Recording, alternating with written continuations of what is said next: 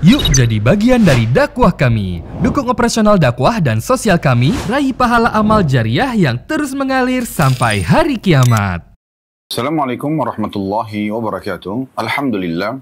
Wassalatu wassalamu ala rasulillah. Segala puji dan puja kehadirat Allah subhanahu wa ta'ala. Juga salawat dan taslim kepada Nabi besar Muhammad sallallahu alaihi wa ala alihi wa sahbihi wasallam. Saudaraku seiman, bertemu lagi insyaAllah di Kamis siang hari.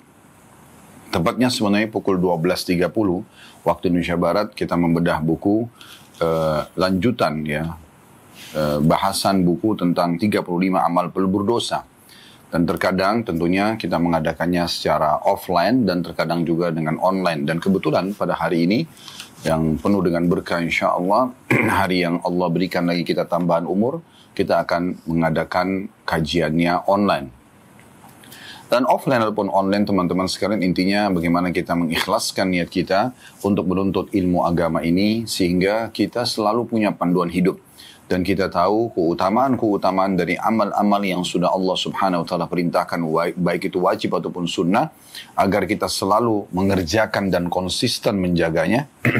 Begitu juga dengan meninggalkan dosa-dosa dan pelanggaran-pelanggaran sehingga kita jauh dari ancaman Allah subhanahu wa ta'ala. Semoga saja hari ini adalah hari yang luar biasa yang Allah subhanahu wa ta'ala panjangkan umur kita di atas ketaatan kepadanya. Dan Allah terima seluruh amal-amal saleh yang pernah kita kerjakan, yang sedang kita kerjakan, yang akan kita kerjakan sampai menjelang ajal datang nanti dengan pahala yang sempurna.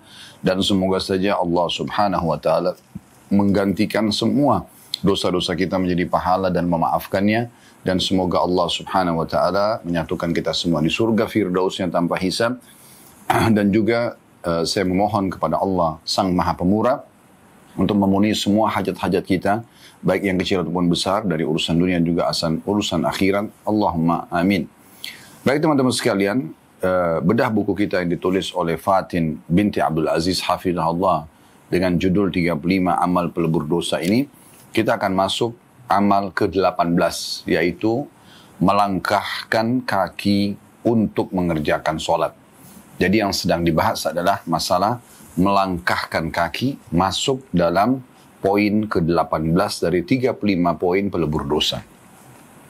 Lalu teman-teman sekalian, seperti biasa saya berikan prolog dulu. Banyak orang kadang-kadang menganggap remeh sebuah ibadah atau satu perintah agama karena dianggap itu kecil mungkin atau mudah dia untuk mengerjakannya. Padahal sebenarnya kalau Allah Azza wa Jal memberikan taufiknya, kemudahan untuk kita agar kita bisa mengerjakan satu jenis ibadah, wajib ataupun sunnah, walaupun ringan. Misalnya lisan kita bisa mengucapkan astagfirullah saja. Itu adalah sebuah karunia yang luar biasa, menandakan Allah mencintai kita, karena Allah ingin kita mendapatkan pahala dari ibadah tersebut, plus lagi Allah subhanahu wa ta'ala menginginkan dengan istighfar tadi, agar kita tidak disiksa. Karena akan dimaafkan penyebab-penyebab daripada siksaan itu datang dari dosa-dosa yang pernah kita lakukan.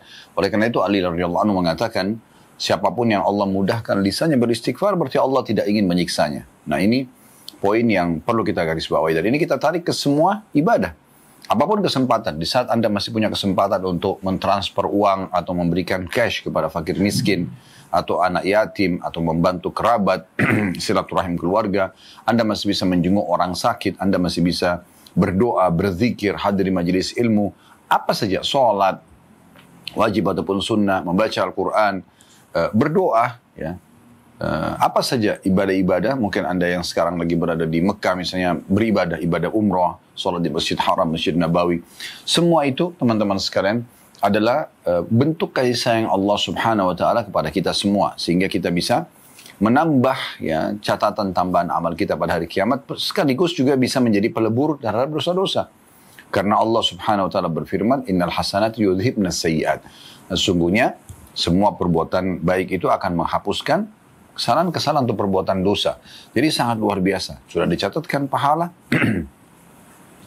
yang tentu akan membantu kita meninggikan derajat di surga nanti, plus lagi dimaafkan dosa-dosa kita.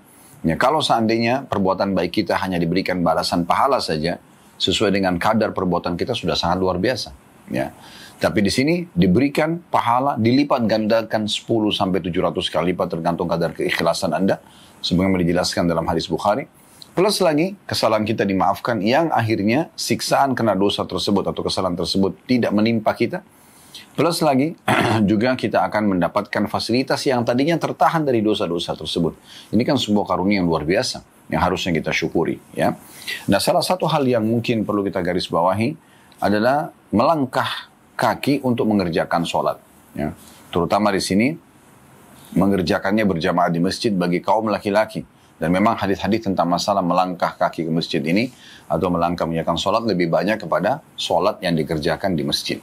Dan Anda juga bagi kaum wanita boleh mengerjakan di masjid. Karena Nabi SAW bersabda, La tamna'u ima Allahi masajid. Ya, jangan kalian menahan hamba-hamba Allah wanita untuk menuju ke masjid. Ya, jadi kalau Anda pun seorang wanita, misalnya lagi di kampus, lagi di kantor, atau Anda sendiri di rumah misalnya, di saat misalnya Anda menemukan kesempatan dan peluang ke masjid, Anda kerjakan di masjid, walaupun perempuan lebih afdal secara umum dikerjakan di rumahnya. Ya. Baik, saya akan bacakan, penulis ini mengangkat sebuah hadis saja dan nanti akan kita kuatkan dengan banyak hadis-hadis yang lain, yaitu hadis riwayat Imam Muslim dari hadis Abu Hurairah radhiyallahu anhu.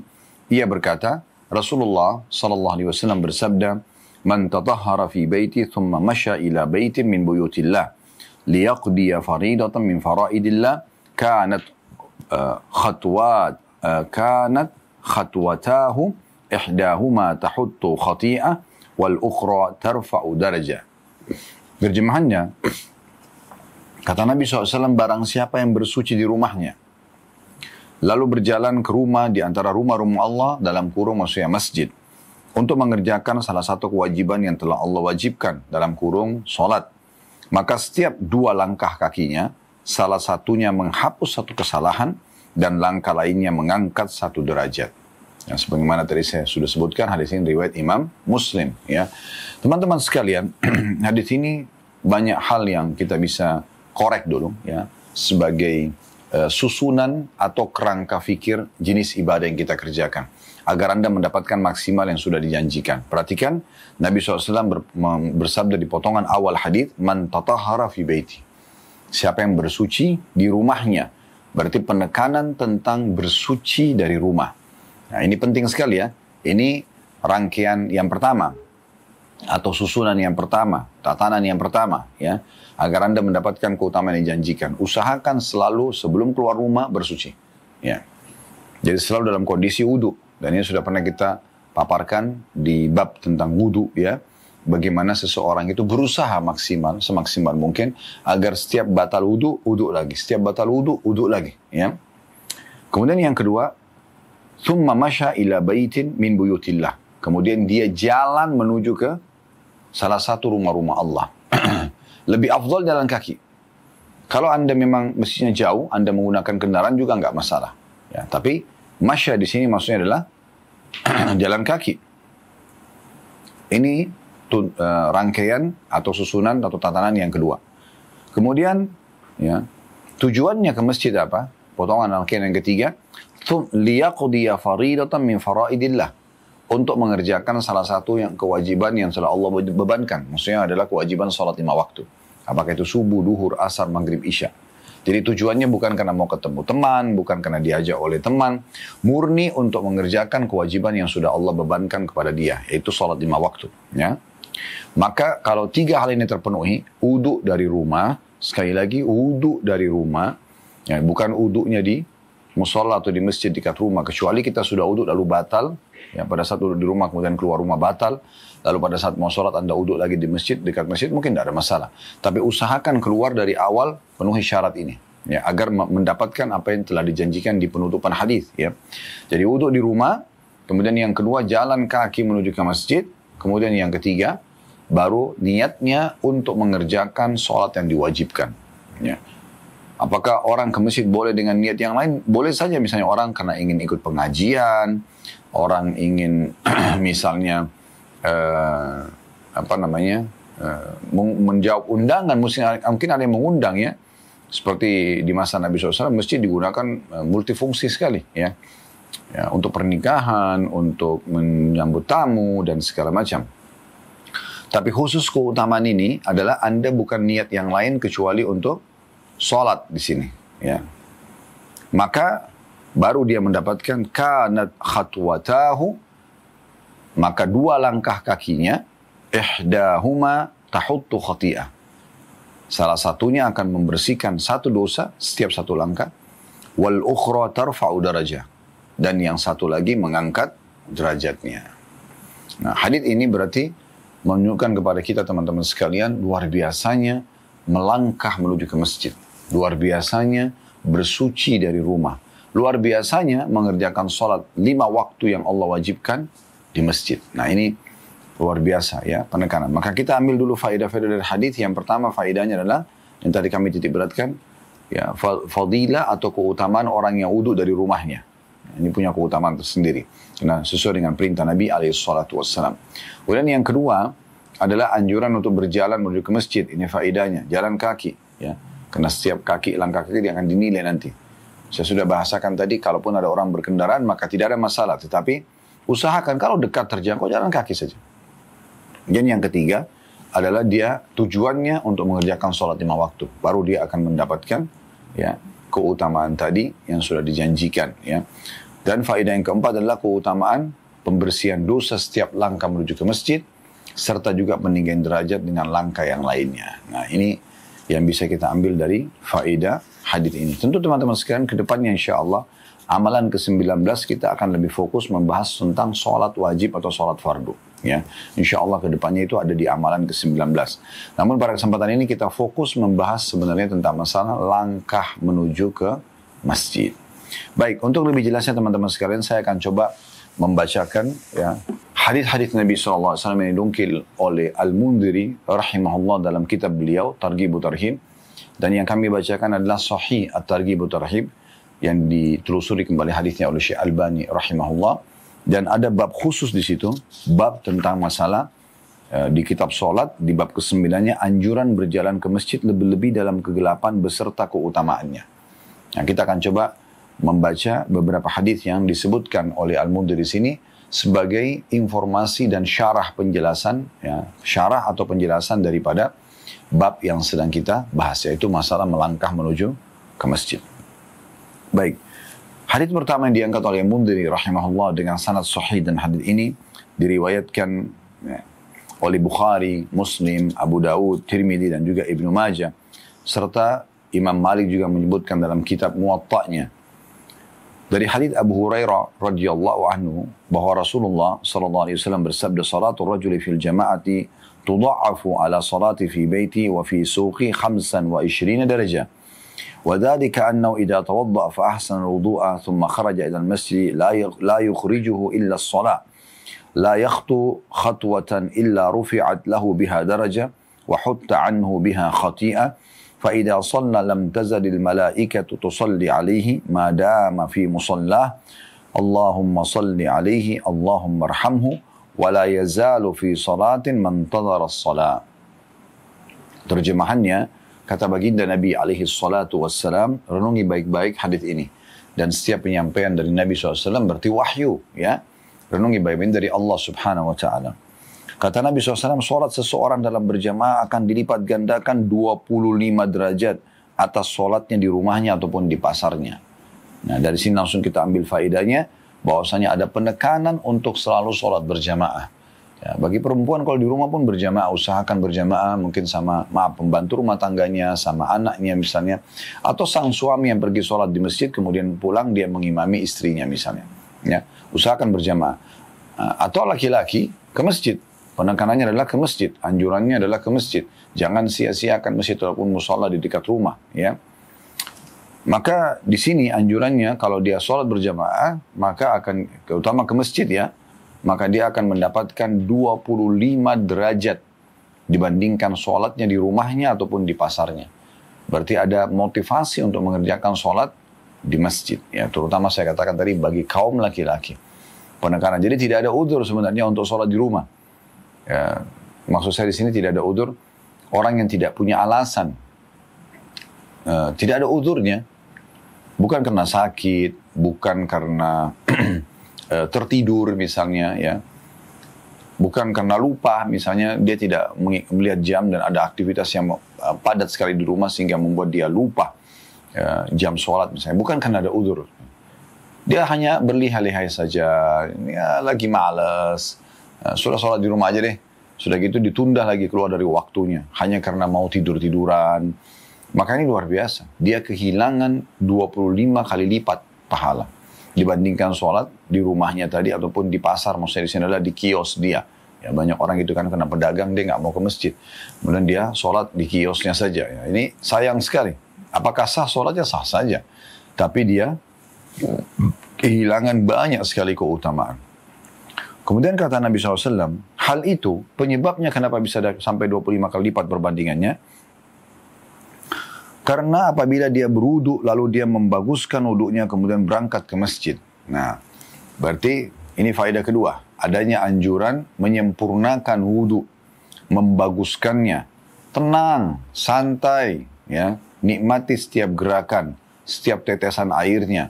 Karena kita pernah jelaskan dalam bab wudu ya, kalau setiap tetesan, setiap kita membasuh wajah, berkumur-kumur, membasuh kepala, membasuh tangan, membasuh kaki, maka akan berguguran dosa-dosa dari anggota tubuh itu bersama dengan tetesan air terakhir.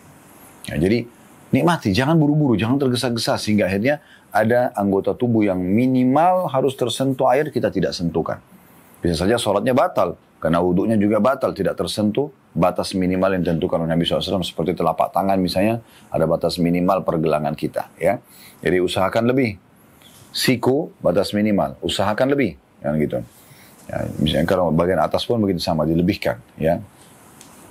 Begitu juga dengan ya, bagian wajah semuanya harus kena. Ya. Minimal kaki adalah telapak kaki, usahakan lebih ke atasnya. Dan salah satu hadis juga menyebutkan tentang masalah keutamaan wudu, yaitu kata Nabi SAW dari hadis Abu Hurairah radhiyallahu anhu, bahwasanya Nabi SAW bersabda, sesungguhnya perhiasan seorang mukmin akan memenuhi semua anggota tubuh yang tersentuh dengan air wudu. Jadi di sini jangan dibayangkan perhiasan harus emas dan perak, tapi bisa saja kemuliaan yang Allah Subhanahu wa taala berikan kepada dia. Itu potongan kedua dari hadis, terjemahannya. Kemudian potongan yang ketiga, ya. Dan tidak ada yang membuatnya keluar kecuali untuk sholat. Nah, tadi ini kita titik beratkan di hadis kita ya, di buku kita ya. Ya, di hadis riwayat Muslim tadi. Jadi tidak ada yang mendorong dia untuk ke masjid kecuali syaratnya adalah karena dia ingin mengerjakan sholat wajib. Nah, ini faedah ketiga. Jadi anjuran untuk mengerjakan sholat 5 waktu di masjid. Ya. Kemudian faedah yang keempat adalah tidaklah orang itu melangkahkan satu langkah, melainkan pasti diangkat untuknya 1 derajat dengannya. Ini faedah keempat. Artinya setiap langkah, ya, setiap 1 langkah, jadi 2 langkah nih. Salah satunya akan mengangkat derajat.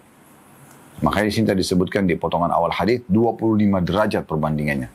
Tapi kalau kita hitung langkah-langkah itu banyak sekali ya. Banyak sekali.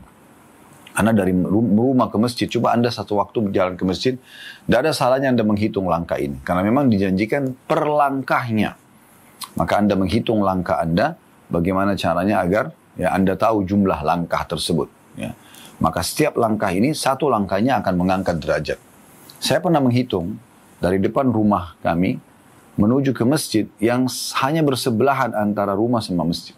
Subhanallah, dekat sekali. Hanya memotong jalan raya ukuran 2 mobil. Depan rumah pasien. Dari pintu rumah ke pintu masjid itu tidak kurang dari 50 langkah. Itu pergi. Pulangnya pun akan sama. Ya. Dan sudah disebutkan, kalau 50 langkah berarti ada 25 derajat. Karena 1 langkahnya diangkat 1 derajat. Langkah yang lainnya tentu pengampunan dosa ya. Jadi memang setengahnya sebagai pengangkatan derajat. Tapi lumayan banyak. Begitu juga dengan pulang. Yang dalam sebuah hadis yang sahih juga disebutkan, Allah akan menghitung seperti itu di setiap langkah dia pergi ke masjid dan setiap langkah dia pulang dari masjid. Nah ini poin yang luar biasa yang harus diperhatikan baik-baik. Jadi jangan anggap remeh langkah menuju ke masjid. Itu luar biasa itu. Ini poinnya. Ini faedah keempat. Kemudian faedah yang kelima adalah, dan juga akan dihapus 1 kesalahan darinya dengan langkah yang satunya lagi. Ini luar biasa. Jadi kalau 50 langkah tadi, 1 langkah mengangkat derajat, berarti 25 derajat. Ya. 1 langkah lagi 25 derajat adalah pengampunan dosa. 25 dosa dimaafkan. Kalau ini kita hitung, yang tadi saya kasih contoh dari depan rumah kami ke masjid 50 langkah. Mungkin Anda lebih jauh. Mungkin Anda bisa 100 langkah, mungkin 200 langkah. Bahkan Abu Hurairah radhiyallahu anhu itu kadang-kadang kalau mau tiba waktu sholat, sebelum waktu sholat beliau sudah keluar dari rumahnya dan sengaja keliling untuk memanggil orang-orang di sekitar dia yang dia kenal, tetangganya, kerabatnya. Dia mutar jauh baru kemudian dia ke masjid untuk meraih keutamaan langkah-langkah ini. Karena hanya melangkah saja menuju ke masjid sudah cukup pembersihan dosa dan peninggian derajat. Begitu gampangnya sebuah orang muslim mendapatkan pembersihan dosa. Nah ini luar biasa nih. Kalau 50 langkah berarti 25 derajat dia dapat. 25 level ya di surga nanti. Satu level aja itu mungkin antara langit dan bumi. Ini 25 level. Hanya langkah kaki kecil. Kurang dari setengah meter langkah kaki kita itu. Ya. Yang satu lagi membersihkan satu dosa. Jadi kalau 50 langkah tadi berarti 25 dosa. Belum tentu mungkin tadi kita kerjakan 25 dosa. Tapi dimaafkan. Itu luar biasa. Ini faedah yang kelima. Ya. Faedah yang keenam dari hadis adalah apabila dia sholat, maka malaikat selalu bersalawat kepadanya selama dia di tempat sholatnya. Seraya mengucapkan, Ya Allah, ya, bersalawatlah kepadanya, Ya Allah, berilah rahmat kepadanya. Ya, di sini maksudnya Allah subhanahu wa ta'ala, malaikat mohon agar Allah berikan kepada para orang-orang yang melangkah menuju ke masjid ini, itu kalau dia masih tetap di mushollahnya. Artinya, begitu salam dari sholat, dia duduk dulu, dia berzikir. Nggak buru-buru berdiri. Nah, ini ada sebagian orang, subhanallah, entah apa yang dikejar. Begitu salam tanpa zikir langsung berdiri. Atau dia langsung kerjakan sholat sunnah. Kenapa nggak duduk dulu sementara? Di duduk kita yang berapa detik itu, berapa menit itu mendatangkan doa malaikat. Dan doa malaikat mustajab. Ya.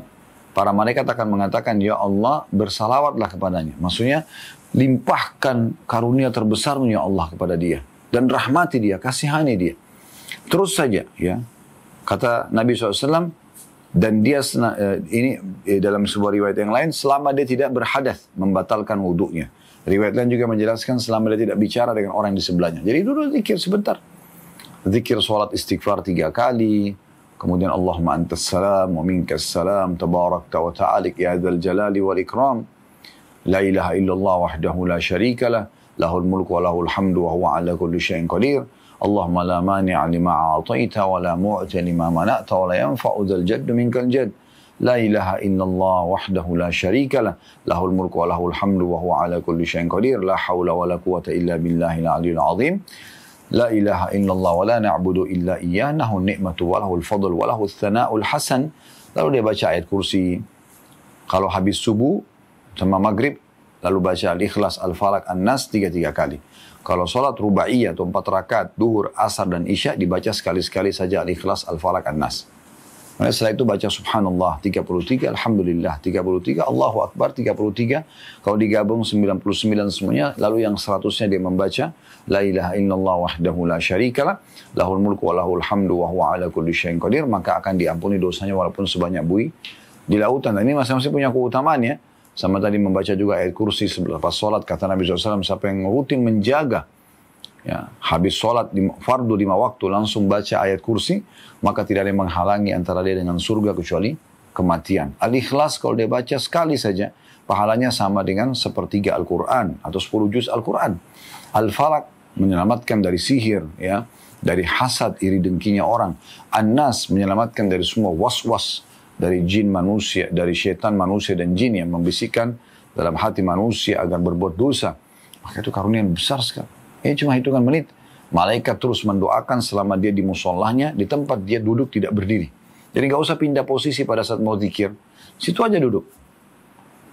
Kemudian yang terakhir, yang keenam adalah dia akan dianggap sedang mengerjakan sholat, walaupun sudah salam ya, selama dia menunggu sholat itu. Jadi misalnya Anda habis duhur ke asar, nggak ada kegiatan, lalu Anda duduk di masjid saja. Atau antara maghrib isya biasanya lebih pendek waktunya. Maka Anda duduk di masjid. Nunggu hanya untuk nunggu, habis asar nunggu sampai maghrib. Hanya nunggu kena waktu maghrib nanti datang, maka dia dihitung per detiknya itu, atau saat-saat yang dia di situ menunggu antara maghrib ke isya atau asar ke maghrib misalnya ya. Kalau maghrib ke isya berarti habis sholat maghrib menunggu isyanya. Kalau habis asar berarti menunggu maghribnya, gitu kan? Maka dia dihitung sedang mengerjakan sholat. Nah, saksi bahasan kita dalam hadis ini adalah setiap langkahnya akan mengangkat derajat ya, dan menghapuskan dosa-dosa. Kemudian ada riwayat yang lain, Allahumma gfir lahu, Allahumma tub alaihi, ma lam yu'zi fihi, ma lam yuhdith fihi. Malaikat akan berdoa, ya Allah ampuni dia, ya Allah terimalah taubatnya, selama dia tidak mengganggu ya, dan juga berhadas di dalamnya. Ya, di sini selama dia tidak mengganggu, maksudnya mengganggu orang lain, ya, atau dia berbicara dengan orang lain, ataupun dia membatalkan wudhunya, maaf dengan keluar angin misalnya. Ya. Maka ini berarti malaikat akan terus mendoakan dia. Dan dalam lafaz Imam Malik dalam kitab Muwatta beliau, lafaznya dalam man tawadda fa ahsana al-wudu thumma kharaja 'amidan ila as-salah fa innahu fi salatin ma kana ya'midu ila as-salah wa innahu yuktabu lahu bi ihda khutwatayhi hasana wa yumha 'anhu bil ukhra sayyi'ah fa idza sami'a ahadukum al-iqamah fala yas'a fa inna a'zamakum ajran ab'adukum dara qalu lima ya Aba Hurairah qala min ajli kathratil khuta. Dalam lafaz Imam Malik berbunyi, barang siapa yang berwudu, lalu dia membaguskan wudunya. Tadi sudah kita ambil faedah dari sini ya. Dia sempurnakan wudunya dengan benar, dia nikmati setiap gerakan dan juga tetesan airnya, karena akan menjadi cahaya pada hari kiamat, akan menggugurkan dosa-dosa ya. Sebagaimana sudah sering kita jelaskan dalam bab fadilah wudu atau keutamaan wudu ya. Kemudian dia keluar menuju ke sholat ya. Maka dia di dalam sholat selama dia bermaksud berangkat menuju sholat.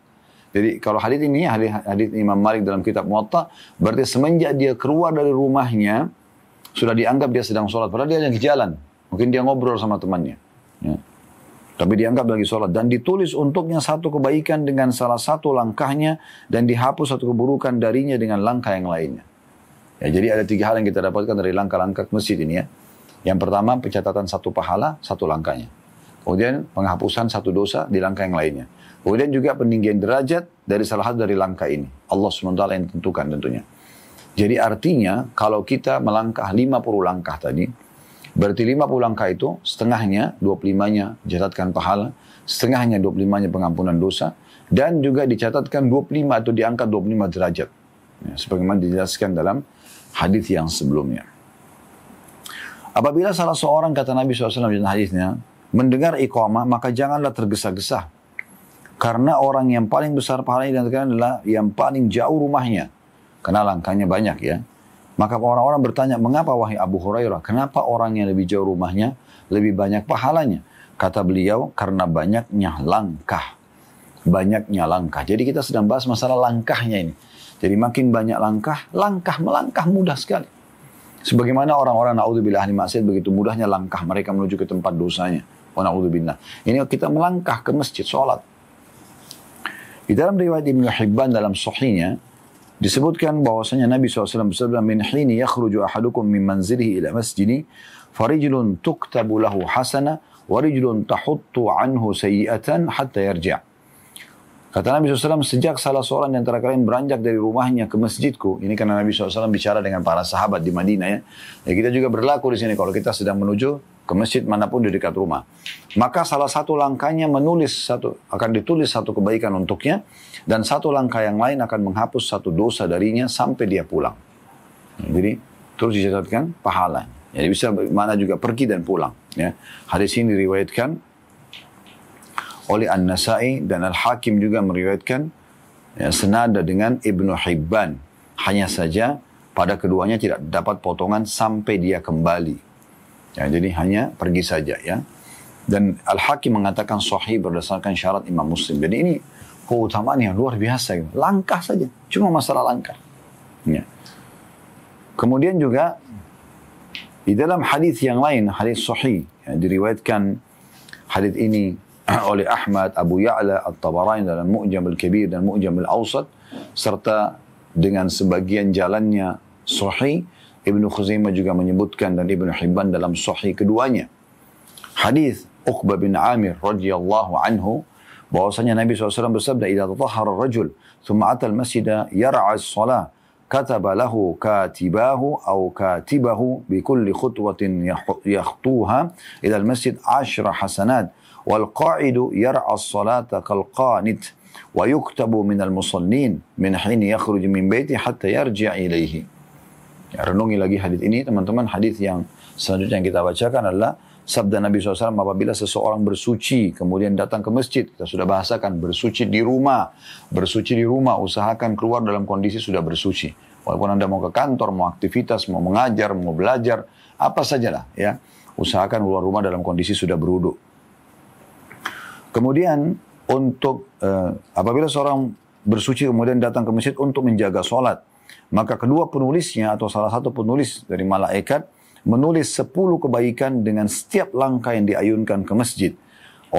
Jadi di sini hadis ini menunjukkan hal yang tambahan luar biasa. Ini hadis sahih sebagaimana sudah kita bahasakan tadi ya. Jadi ternyata kalau hadis-hadis sebelumnya itu menjelaskan tentang dasar pahala yang akan didapatkan, yaitu setiap langkah satu, langkah yang lainnya pengampunan satu dosa juga, dan diangkat 1 derajat, ya, gitu. Tapi hadis ini menyebutkan tentang rincian tambahan, khusus tambahan pahala. Ya. Ternyata sesuai dengan firman Allah Subhanahu wa taala, "Man jaa bil hasanati falahu asyru amsalihha." Siapa yang mengerjakan amal saleh maka dia akan dapatkan 10 kali lipat dari amal saleh tersebut, ya.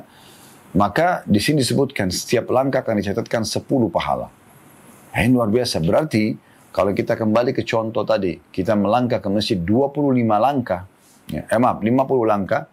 Berarti kan tadi awal hadis-hadis yang sebelumnya kalau dasar sekali angka yang didapatkan 25 pahala, dihapuskan 25 dosa, diangkat 25 derajat. Tapi dengan hadis ini berarti menandakan yang dia dapatkan pahalanya adalah dikali lipat 10, dikalikan 10 kali lipat. Berarti 250 pahala dari 25 langkah masjid. Dan tetap diampuni 25 dosa, diangkat 25 derajat. Tapi pahalanya dilipat gandakan. Dan ini karunia Allah Subhanahu wa taala kepada orang atau siapapun yang mau mengerjakan ketaatan karena Allah. Ya Allah itu luar biasa. Ya Allah beda dengan manusia. Allah itu menyebutkan tentang dirinya, "Innallaha yarzuqu man yasha'u bighairi hisab." Allah kalau memberikan balasan maka tanpa ada hitungan lagi. Ini hal yang luar biasa yang harus diperhatikan baik-baik. Tanpa ada perhitungan. Jadi Allah Subhanahu wa taala itu tidak dengan kita kerjakan satu perbuatan dibalas satu kebaikan, tidak. Allah lipat gandakan minimal 10 kali lipat. Dalam sebuah hadis Bukhari, "Kullu amal ibnu Adam lahu, ya, al-hasanatu bi asyri amsalihha ila 700 dhifin ila adhafin katsira." Yang artinya semua amal ibadah anak Adam sudah ditentukan kadar pahalanya 10 kali lipat, bahkan sampai 700 kali lipat dan kelipatan-kelipatan yang banyak. Tergantung kadar keikhlasan Anda. Tergantung juga, ya, kemasan Anda terhadap ibadah tersebut. Saya pernah jelaskan, ya, kalau kita mengemas ibadah, kita akan mendapatkan keutamaan dari kemasan itu. Kayak misal contoh, Anda bangun tengah malam, ya, ini sudah pernah kami berikan contoh, kami ingatkan kembali. Ya, di beberapa cuplikan ceramah tentunya, ya. Sudah pernah disebutkan, tapi sekarang saya ingatkan, mungkin ada yang baru mengikuti ceramah kita, atau mungkin paling tidak yang pernah ikut jadi teringat kembali. Kalau kita mau, misal kalau kita terbangun sholat malam, misal nanti malam Allah Subhanahu wa taala masih berikan kita umur insya Allah, kita bangun sholat malam. Terbangunlah jam 3 misalnya, setengah 4 sebelum subuh, lalu terlintas hati kita, ayo sholat malam yuk. Lalu dia uduk, dia sholat. Maka dia akan dapat pahala sholatnya. Tapi apakah ada orang yang lebih besar pahalanya dari orang ini? Ada. Yaitu orang yang sudah memang meniatkan sholat dari malam. Ya. Dan dia bangun, kemudian dia kerjakan. Ini langsung mendapatkan lipat ganda yang cukup banyak. Karena kata Nabi SAW, "Man hamma bi hasanatin falam ya'malha, kutiba lahu hasanatun kamilah." Siapa yang niat mengerjakan satu perbuatan baik dan dia belum mengerjakannya, saya tadi dia niat sholat malam pada saat tidur, dia kan belum sholat malam, maka dicatatkan baginya satu pahala lengkap. Fa in amilaha, kalau dia kerjakan amal soleh yang sudah diniatkan tadi sholat malamnya misalnya, kutiba lahu asyru adha'afiha, akan dicatatkan baginya 10 kali lipat. Ila 700 dhifin, sampai 700 kali lipat. Ila adha'afin katsira, sampai kelipatan-kelipatan yang banyak. Jadi memang diniatkan. Kemudian dia juga misalnya sudah menata dari malam, dia sudah letakkan, dia sudah siapkan sejadahnya, sudah dibubuhi minyak wangi, ini kemasannya. Dia udah memilih baju yang akan dia pakai. Kalau ibu-ibu mungkin mukennahnya akan dia pakai, yang bersih, yang rapi, kan menghadap kepada Allah Subhanahu wa taala. Dia sudah pilih surah-surah yang dia mau baca misalnya, ya, surah apa saja dan berapa ayat akan dia baca pada malam itu, dari surah apa ke surah apa misalnya. Dan sudah pernah kami sampaikan di sholat sunnah Anda bisa menggunakan aplikasi handphone Anda untuk membuka mushaf, melihat mushaf, membaca Al-Quran supaya Anda tidak terulang surah-surah yang sama saja, tapi Anda bisa mulai dari, ya, setelah Al-Fatihah, kemudian Al-Baqarah, Al-Imran, Al-Nisa, Al-Ma'idah, Al-An'am, terus saja sampai An-Nas sehingga anda mengkhatam dan anda mengulangi itu dibolehkan kalau sholat sunnah. Ya, umumnya pendapat ulama mengatakan itu dibolehkan. Maka ini keutamaan sendiri kemasannya, maka anda bisa mendapatkan ekstra pahala. Ini yang dimaksud dengan poin yang baru saja kami sampaikan. Baik, kita lanjutkan terjemahannya ya. Potongan pertama hadis adalah apabila seseorang bersuci kemudian datang ke masjid untuk menjaga sholat, maka kedua penulisnya atau salah satu penulis dari malaikat akan menulis 10 kebaikan dengan setiap langkah yang diayunkan ke masjid. Orang yang duduk menjaga sholat seperti orang yang berdiri sholat. Jadi dia duduk menunggu sholat yang akan dikerjakan setelahnya, maka seperti orang yang sedang mengerjakan sholat sambil berdiri. Dia ditulis termasuk orang-orang yang sholat sejak dia keluar dari rumahnya sampai dia kembali lagi ke rumahnya tadi. Nah, ini hal yang luar biasa. Ya. Hadits yang lain dengan sanad hasan diriwayatkan oleh Ahmad dan juga At-Tabarani serta Ibnu Hibban menyebutkan hadits Abdullah bin Amr radhiyallahu anhuma, dia berkata Rasulullah sallallahu alaihi wasallam bersabda, "Man raha ila masjidil jama'ati fa khutwatun tamhu sayyi'atan wa khutwatun taktubu lahu hasanatan zahiban wa raji'an." Barang siapa yang berangkat ke masjid untuk salat berjamaah. Ya. Dan itu sudah diikuti dengan hadis sebelumnya ya, dia bersuci di rumahnya. Barang siapa yang berangkat ke masjid untuk sholat berjamaah, maka satu langkahnya menghapus kesalahan. Dan langkah yang lain menulis satu kebaikan, pulang dan pergi. Atau pergi dan pulang. Nah, hadis ini, hadis hasan diriwayatkan oleh Imam Ahmad. Jadi sudah jelas ya, kalau langkah tadi kita ulangi, kita satukan semua hadis-hadis ini. Kalau tadi kita melangkah ke masjid 50 langkah, berarti 25 langkah pertama dicatatkan 250 pahala. Kenapa? Karena 25 pahala digantikan 10 kali lipat. Dihapuskan darinya 25 dosa, diangkat 25 derajat. Kalau hadis yang baru kita bacakan, itu perginya. Pulangnya juga sama. Misalnya dia pulang 50 langkah juga. Tapi asal dia pulang dari sholat ya. Maka juga dia akan mendapatkan pahala ekstra yang luar biasa. Ya. Mungkin ada orang, subhanallah, dia ke masjid dekat rumahnya, dari masjid dia langsung ke kantor. Nanti dia pulang sore. Mudah-mudahan kita berharap, karena di sini hadisnya kan sampai dia pulang ke rumahnya lagi. Berarti menandakan sampai dia pulang dia akan dicatatkan pahala yang luar biasa. Ini keutamaan yang jangan dianggap remeh teman-teman sekalian. Terutama bagi kaum laki-laki. Kenapa masih ada yang malas tidak sholat di masjid? Ini keutamaan besar.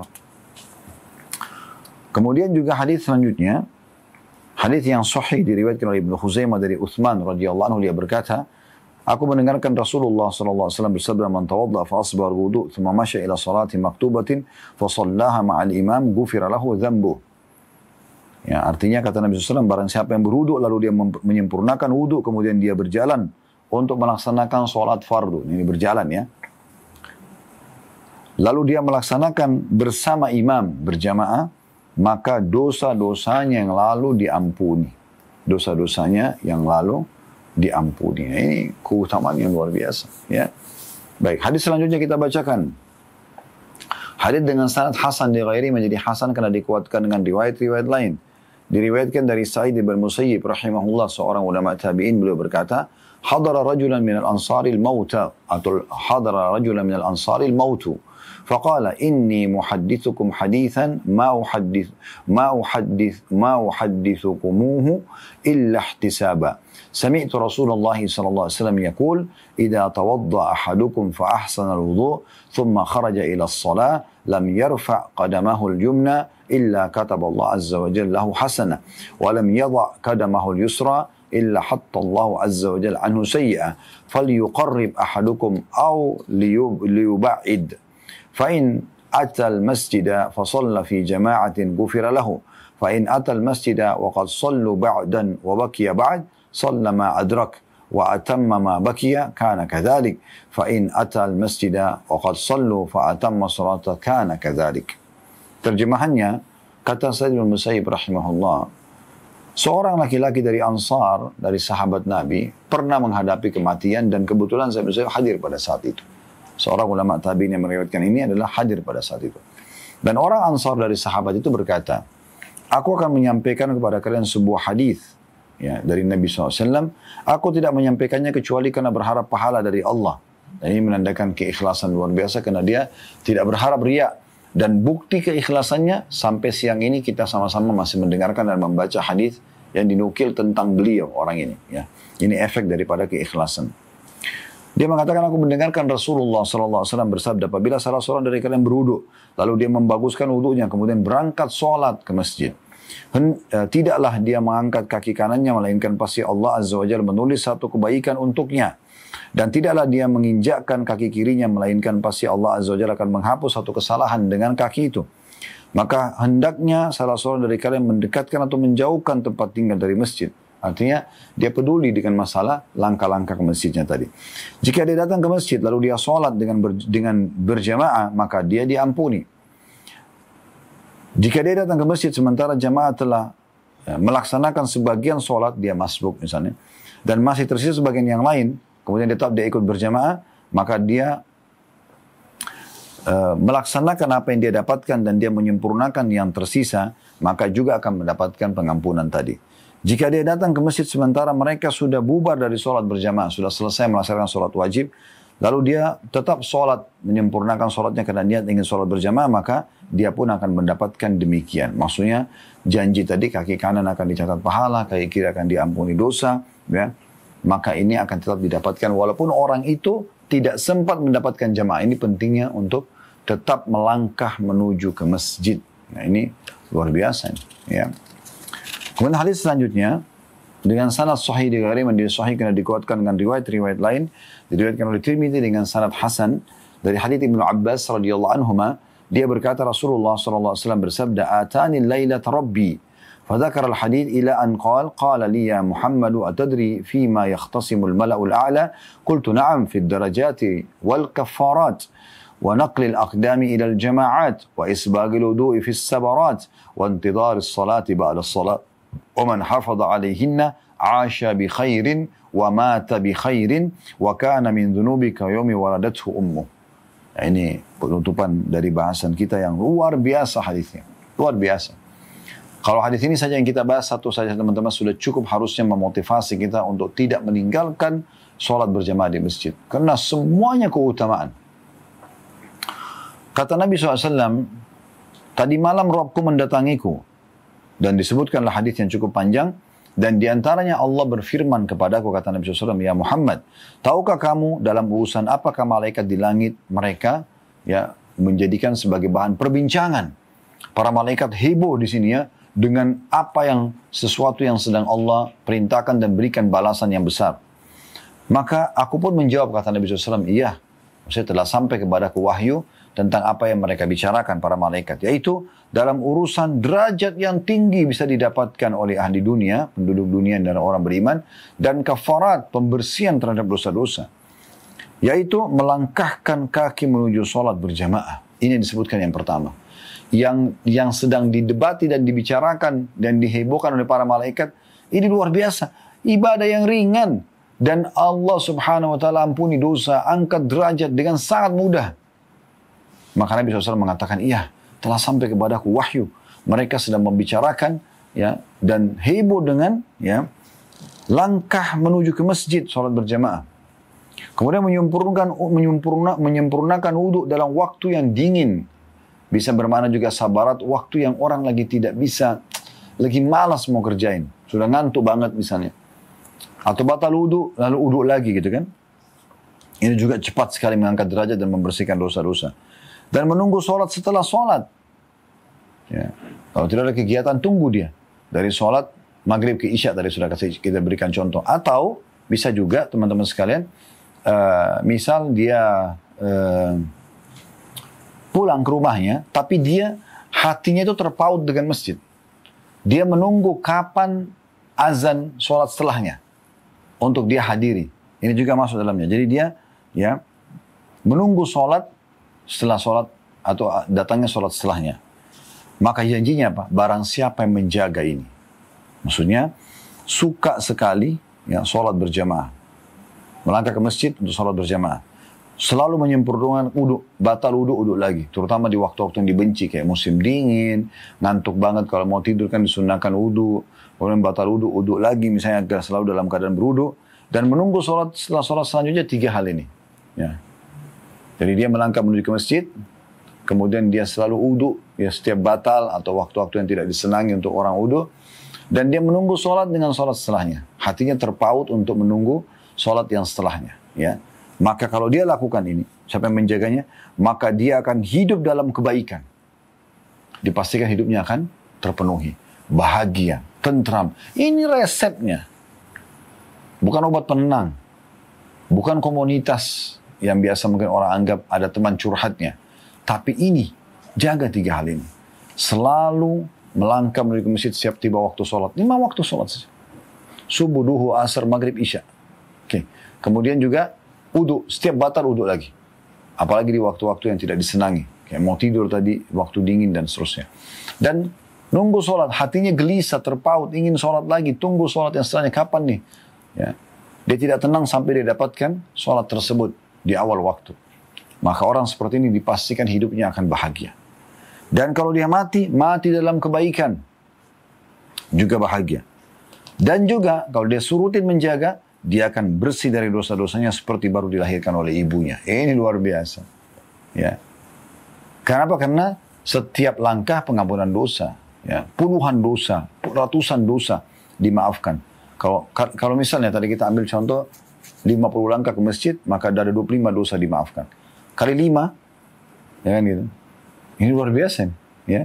Berarti ada 125 dosa dimaafkan satu hari dalam sholat wajib. Itu pergi. Pulangnya, kan tadi sudah ada hadis tentang pulang juga. Berarti 250 dosa dimaafkan dalam sehari. Bagaimana tertinggal dosanya teman-teman sekalian? Siapa yang melakukan 250 dosa dalam antara sholat ke sholat setelahnya atau seharian? Terlalu banyak dosa yang dilakukan kalau memang 250 gitu. 250 dosa dia ulangi, itu nggak mungkin. Tapi kalau pun ada orang kerjakan, subhanallah ini membersihkan. Tapi ingat yang dibersihkan adalah dosa-dosa kecil ya. Kalau dosa besar butuh taubatan nasuha. Butuh taubat yang tulus kembali kepada Allah subhanahu wa ta'ala. Ini keutamaan yang luar biasa. Ya. Kemudian hadis selanjutnya dengan sanad sahih. Dan hadis ini diriwayatkan oleh Ibnu Khuzaimah dalam sahihnya. Dari hadis Abu Hurairah radhiyallahu anhu. Bahwa Rasulullah SAW bersabda, La yatawadda'u ahadukum fayuhsinu wudu'ahu fayusbiguh. Thumma ya'ti al-masjida la yuridu illa salata fi illa tabashbashallahu ilaih kama yatabashbashu ahlul ghaibi bi tal'atihi. Jadi adalah seseorang dari kalian berwudu lalu dia membaguskan wudunya dan menyempurnakannya, kemudian dia datang ke masjid, melangkah menuju ke masjid. Wudu pas mau sholat 5 waktu kemudian langsung ke masjid. Sibuk dengan itu. Target utamanya itu, tidak pusing dengan yang lain. Dia tidak berkeinginan kecuali melaksanakan sholat di waktu itu, melainkan Allah atau pasti Allah akan berbahagia disebabkan perbuatan tadi, sebagaimana seorang ya yang atau sebuah keluarga yang berbahagia dengan hadirnya anggota keluarga yang sudah lama pergi dan tidak kembali. Nah, ini luar biasa ya. Tentu ada juga ya hadis-hadis yang lain yang menyebutkan tentang orang-orang yang sering sholat di masjid itu, yang melangkah ke masjid ini, itu adalah teman-temannya para malaikat.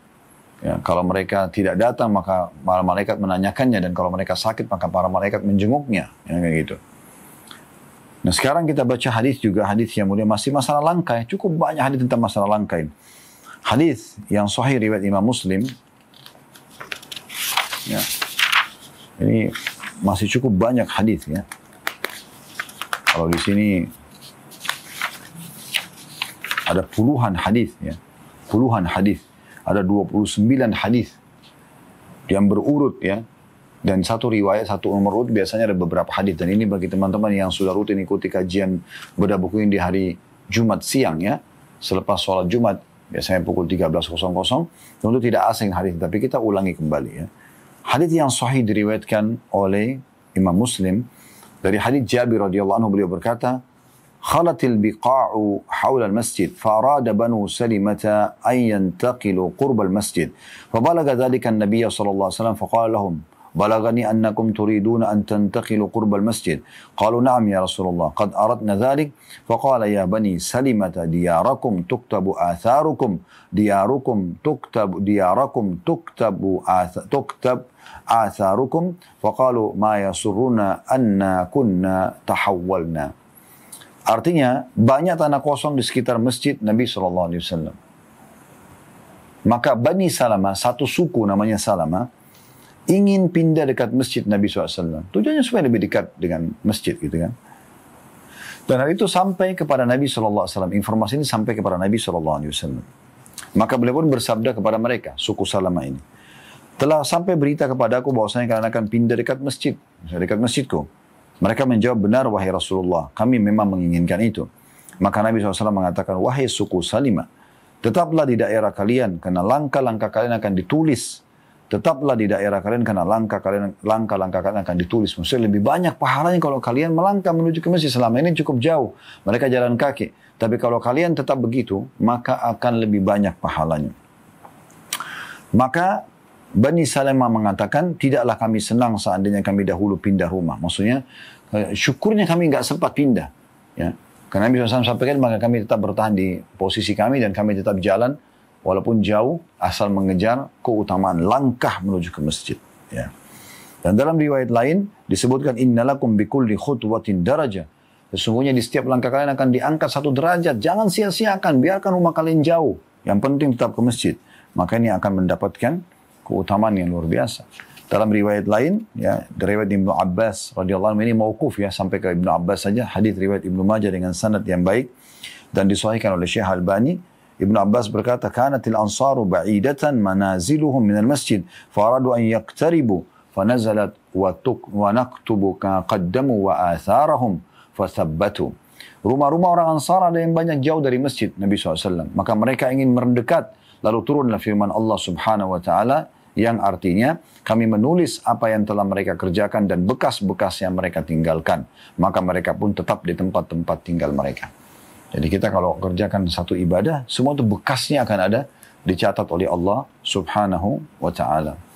Dan dalam hadis lain dikuatkan, hadis riwayat Ahmad, Abu Dawud, Ibnu Majah dari hadis Abu Hurairah radhiyallahu anhu dengan sanad sahih, Nabi SAW bersabda, "Al-'abadu fal-'abadu minal masjidi a'zamu ajra." Orang-orang yang paling jauh, lalu yang paling jauh lagi dari masjid adalah orang-orang yang lebih banyak dan lebih besar pahalanya. Karena lebih banyak langkah mereka menuju ke masjid. Riwayat yang sahih lain riwayat Bukhari Muslim dari hadis Abu Musa al-Asy'ari radhiyallahu anhu, Nabi sallallahu alaihi wasallam bersabda, "Inna 'azaman nasi ajran min fi sholati ab'aduhum ilaiha mamshan fa'ab'aduhum walladhi yantadhiru as-salata hatta yusalliha ma'al imam a'zamu ajran min alladhi yusalliha thumma yanam." Sesungguhnya orang yang paling besar pahalanya dalam salat adalah orang yang berjalannya paling jauh. Langkahnya lebih banyak, ya. Lalu salah seorang dari mereka yang lebih jauh lagi, lebih besar pahalanya. Artinya yang jauh dan lebih jauh lagi. Dan orang yang menunggu sholat sehingga dia melaksanakan bersama imam lebih besar pahalanya dibandingkan orang yang sholat lalu kemudian tidur. Ya. Jadi ini saksi bahasan kita tentang masalah langkah. Ya. Hadits yang lain ini dinukil tentang kisah seorang sahabat yang luar biasa. Hadits riwayat Imam Muslim dinukil oleh Ubay bin Ka'ab radhiyallahu anhu, sahabat Nabi yang mulia. Beliau berkata, "Kana rajul min al-ansar la a'lamu ahadan ab'ada min al-masjid minhu wa kanat la tukhti'uhu as-salah. Faqila lahu, law ishtarayta himaran tarkabuhu fi adh-dhalma'i wa fi ar-ramda." Faqala, "Ma yasuruni anna manzili ila jambi al-masjid. Inni uridu an yuktaba li mamshaya ila al-masjid wa ruju'i ila idza raja'tu ila ahli." Faqala Rasulullah sallallahu alaihi wasallam, "Qad jama'a Allahu laka dzalika kullah." Ada seseorang, kata Ubay radhiyallahu anhu menceritakan tentang seorang sahabat, ada seorang dari kalangan Ansar, aku tidak tahu ada orang yang lebih jauh rumahnya dari masjid daripadanya, walaupun begitu dia selalu hadir on time, tepat waktu dalam sholat berjamaah. Rumahnya paling jauh tapi tidak pernah ketinggalan azan sudah di masjid dia. Tidak pernah ketinggalan menjawab azan, tidak pernah ketinggalan doa antara azan iqamah, sholat qabliyah, takbiratul ihram pertama imam, selalu didapat seperti itu. Padahal rumahnya paling jauh. Maka dikatakan kepadanya oleh seseorang, seandainya kau membeli seekor keledai untuk kau tunggangi di kegelapan dan waktu panas, karena kau selalu sholat nijaga, kenapa kau nggak beli keledai aja? Keledai itu bisa memudahkan kamu untuk lebih tepat waktu lagi, ya. Maka orang itu menjawab, aku tidak senang jika rumahku dekat masjid. Aku ingin berjalanku ke masjid, dicatat untukku, begitu pula kepulanganku dari masjid jika aku pulang kepada keluargaku. Maka Rasulullah SAW bersabda, Allah telah mengumpulkan semua itu untukmu. Karena banyaknya langkahnya menuju ke masjid.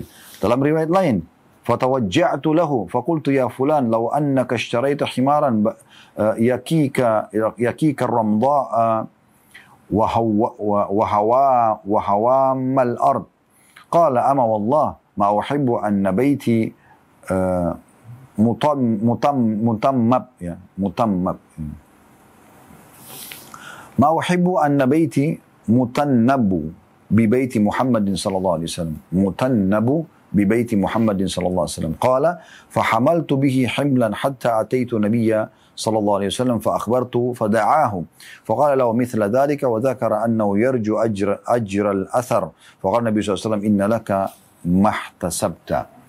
Artinya Ubay ini meriwayatkan dalam riwayat lain, tadi dia cerita tentang orang Ansar, sekarang dia cerita tentang dirinya sendiri, mengatakan, aku merasa iba pada orang tersebut. Maka aku berkata kepada orang Ansar yang tadi rumahnya paling jauh dari masjid, tapi tetap tidak pernah luput, selalu on time, orang yang tepat waktu datang sholat berjamaah. Aku berkata, wahai Fulan, mengapa kamu tidak membeli keledai yang melindungi dari panas dan serangan serangga bumi? Ya, supaya selamat dari serangan hewan-hewan dan segala macam. Dia menjawab, demi Allah, orang itu bilang, saya tidak suka jika rumahku di dekat rumah Nabi Muhammad SAW. Ubay berkata, rasa sedih, ya, menjadi pikiranku sehingga aku datang kepada Nabi Allah SAW menyampaikan hal tersebut. Maksudnya dia sedih. Kenapa orang ini tidak mau mengambil sarannya untuk membeli keledai supaya memudahkan dia jalan lebih cepat, supaya tidak merasakan teriknya panas, misalnya, atau gangguan hewan serangga-serangga, ataupun tinggal dekat rumah Nabi SAW. Dia merasa sedih, kenapa orang ini justru menolak, ya. Maka beliau pun memanggilnya. Nabi SAW memanggil orang tadi. Maka dia pun mengulangi kata-katanya. Maksudnya dia ingin supaya Allah kasih pahala lebih besar. Pergi dan pulang ke masjid. Maka Nabi SAW mengatakan, sungguhnya kamu telah mendapatkan apa yang kamu harapkan itu. Jadi ini luar biasa, ya, keutamaan-keutamaan. Dan kalau kita ingin lanjutkan cukup banyak. Tadi saya katakan ada kurang lebih 29 urutan hadis yang disebutkan oleh Al-Mudhir rahimahullah. Kita baru membaca kurang lebih sampai 13, ya, atau urutan sampai nomor 13 tadi bab ini tentunya. Dan ini bisa Anda kembali insyaAllah ke playlist kami. Tapi intinya teman-teman jangan sia-siakan langkah-langkah menuju ke masjid karena begitu banyak keutamaan yang bisa kita dapatkan. Mudah-mudahan apa yang kita pelajari pada hari ini bermanfaat buat kita. Intinya teman-teman jangan sia-siakan langkah-langkah menuju ke masjid.